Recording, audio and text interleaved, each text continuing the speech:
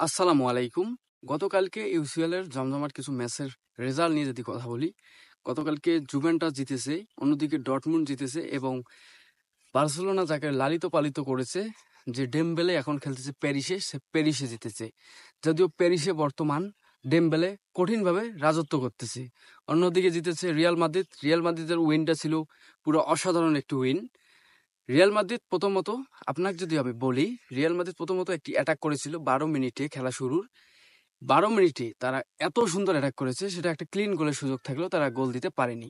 অন্যথায় Real Madrid যখন এই 12 মিনিটে অ্যাটাক দেওয়ার পর শেষ 19 মিনিটে একটি গোল খায় প্রথম অর্ধে, এই গোলটা যখন তারা 1 গোলে পিছিয়ে যায়, হালান্ডে যখন ক্লিন একটি গোল করে, খুব সুন্দর একটি গোল, যদিও সেই গোলের অনেক বিতর্ক আছে এখন, কিন্তু সেটা যেহেতু ম্যাচ হয়ে গিয়েছে সেটা আর কিছু বলার নেই।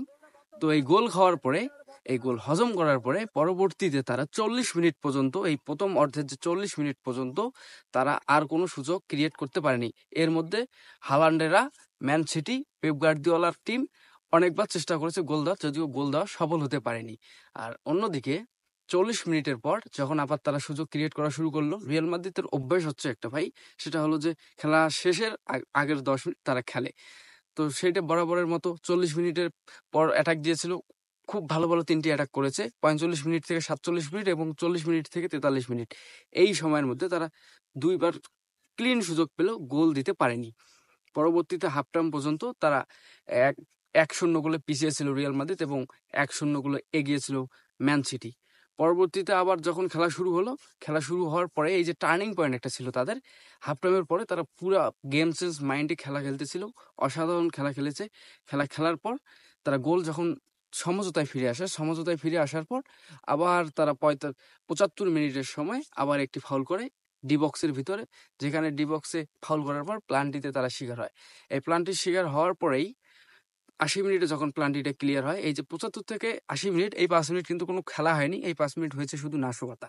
সুতরাং এই 80 মিনিটে যে খেলাটা হয়, হওয়ার পরে প্লান্টিতে আবার হ্যালান্ড একটি গোল করে, এই হ্যালান্ড এই গোল করার পর তারা 2-1 গোলে পিছিয়ে যায় যখন রিয়াল মাদ্রিদ, তখন যে প্লান্টিটা করেছিল তাকে তুলে নেওয়ার পর ইব্রাহিম মোবিসকে নামা হয়। ইব্রাহিম মোবিস নামার পরেই 2 মিনিটের মাথায় তিনি একটি, সরি, 3 মিনিটের মাথায় তিনি একটি গোল করেন। গোলকে 86 মিনিটে আবার গোল করে সমঝোতায় ফিরিয়ে আনেন টিমকে।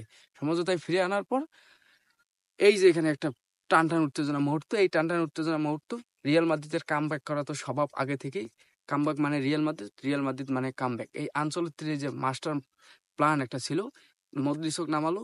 এরপর 90 মিনিটে যখন ভিনিসিয়াস একটি ক্লিন সুযোগ তৈরি করে নিল, সুযোগ তৈরি করার পর একটি অ্যাসিস্ট করলো এবং ইয়ং জেনারেশনের বর্তমান আইকন, যিনি নতুন তরুণ, ব্যালন ডি'অরের যোগ্য ছিল, সে বেলিংহাম একটি ক্লিন গোল করে 90 থেকে 93 মিনিট, যে এক্সট্রা 3 মিনিট দিয়েছিল তার মধ্যে একটি 92 মিনিটে একটি গোল করে তারা 1 গোলে এগিয়ে যায় এবং শেষমেশ ম্যাচটি উইন করে। তো এখানে একটি কথা হলো যে রেফারি গতকালকে একটি বড়সড় একটি দুর্ঘটনা ঘটালেই পারতো, কেননা যখন 75 মিনিট থেকে 80 মিনিট পর্যন্ত খেলা হয়নি, এই 5 মিনিটের একটি প্লান্টির একটি ঝামেলার সম্মুখীন হতে হয়েছিল দুই টিমকেই। সেখানে কিভাবে 3 মিনিট আসলে এক্সট্রা টাইম দেয় আমার জানা নেই, যদিও ইত্তিহাদের মাঠে খেলা ছিল, তারাই ভালো জানে। তো যাই হোক, শেষ পর্যন্ত এই যে রিয়াল মাদ্রিদের উইন, এটা আসলে খুবই অসাধারণ ছিল। ধন্যবাদ।